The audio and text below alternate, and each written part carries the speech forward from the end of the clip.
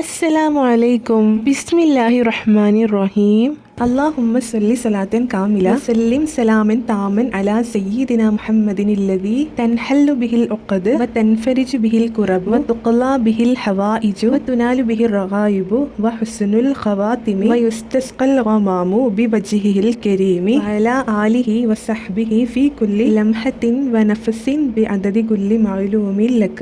ഇന്നത്തെ വീഡിയോയിലേക്ക് കടക്കാല്ലേ. ഇന്നത്തെ വീഡിയോയിൽ പരിചയപ്പെടുത്തുന്ന ഒരു ദിക്റിനെ കുറിച്ചിട്ടാണ്. ഈ ദിക്ർ ചൊല്ലുമ്പോൾ അള്ളാഹുവിന്റെ അർശ് കുലുങ്ങുന്നതാണ്. അത്രയും ശക്തിയേറിയൊരു ഇസ്മാണ് ഇന്ന് പറയാൻ പോകുന്നത്. മലക്ക് ജിബ്രീൽ അലൈഹിസ്സലാമിന്റെ ചിറകിൽ ഈ ദിക്ർ എഴുതി വെച്ചിട്ടുണ്ട്. ഈ ദിക്ർ ചൊല്ലി നമ്മുടെ എല്ലാ പ്രശ്നങ്ങളും അള്ളാഹുവിനോട് പറഞ്ഞാൽ അതിന് പരിഹാരം വളരെ പെട്ടെന്ന് തന്നെ ലഭിക്കുന്നതാണ്. വിവാഹം ശരിയാവാൻ ആഗ്രഹിക്കുന്നവർ, കടങ്ങൾ വീടാൻ ആഗ്രഹിക്കുന്നവർ, ജോലി ശരിയാവാൻ, ബിസിനസ്സിലെ ബുദ്ധിമുട്ടുകൾ നീങ്ങാൻ ആഗ്രഹിക്കുന്നവർ, തടസ്സങ്ങൾ നീങ്ങാൻ, വീടാവാൻ, എന്ത് പ്രശ്നമായിക്കോട്ടെ ഈ ദിക്ർ ചൊല്ലി അള്ളാഹുവിനോട് ചോദിച്ചു നോക്കൂ. അതിനുള്ള വഴികൾ അള്ളാഹു കാണിച്ചു തരുന്നതാണ്.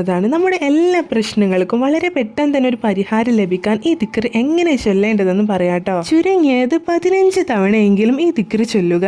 നമുക്ക് എത്ര വേണമെങ്കിൽ ചൊല്ലാട്ടോ. നമ്മുടെ ഇഷ്ടത്തിനനുസരിച്ച് എത്ര വേണമെങ്കിൽ നമുക്ക് ഈ ദിക്ർ ചൊല്ലാവുന്നതാണ്. ഇനി ഏതാണ് ഈ ദിക്ർ എന്ന് പറയാട്ടോ. അള്ളാഹുവിന്റെ അസ്മാഉൽ ഹുസ്നയിലെ 2 ദിക്റുകൾ കൂടി ചേർന്നിട്ടുള്ള ഒരു ഇസ്മാണിത്. യാ മാലിക്കൽ മുൽക്കി യാ ദൽ ജലാലി വൽ ഇക്റാമി യാ അല്ലാഹ്. യാ മാലിക്കൽ മുൽക്കി യാ ദൽ ജലാലി വൽ ഇക്റാമി യാ അല്ലാഹ്. അർത്ഥം യാ മാലിക്കൽ മുൽക്കി യാ അല്ലാഹ് എന്ന വാക്കിന്റെ അർത്ഥം രാജാതിരാജനായ തമ്പുരാനെ. യാ ദൽ ജലാലി വൽ ഇക്റാം എന്ന വാക്കിന്റെ അർത്ഥം പ്രൗഢിയും മഹത്വമുള്ളവനായ അല്ലാഹു. വലിയ മഹത്വമുള്ള ഈ ദിക്ർ എല്ലാവരും ചൊല്ലി നോക്കുക കേട്ടോ. ഈ വീഡിയോ നിങ്ങൾക്ക് ഉപകാരപ്പെട്ടു എന്ന് വിശ്വസിക്കുന്നു. ഇതുപോലെയുള്ള നല്ല നല്ല അറിവുകളുമായി വീണ്ടും വരാം. അതുവരേക്കും അസ്സലാമു അലൈക്കും.